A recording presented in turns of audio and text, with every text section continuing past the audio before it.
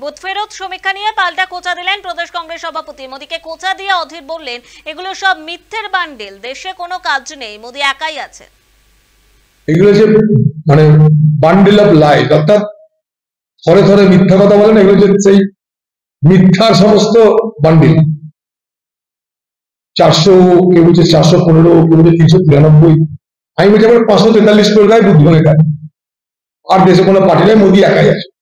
543টা মোট আসন লিখে দাও, 543টা মোদী জিতে গেছে, অসুবিধা কি? গাঁজা খেয়ে ভাঙ খেয়ে যদি কেউ হিসাব করতে লাগে, এরকমই হিসাব মারো।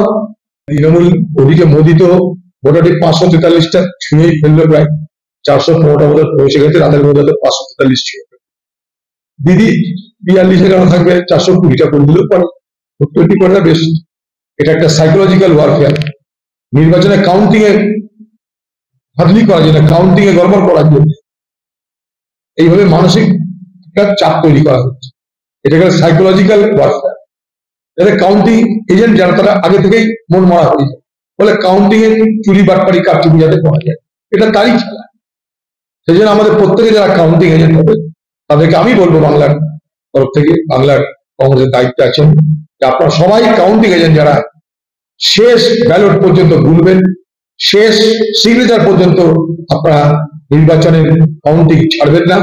কারণ অনেক রকমের ধাঁধলি হবে, অনেক রকমের কারচুপি হওয়ার সম্ভাবনা আছে।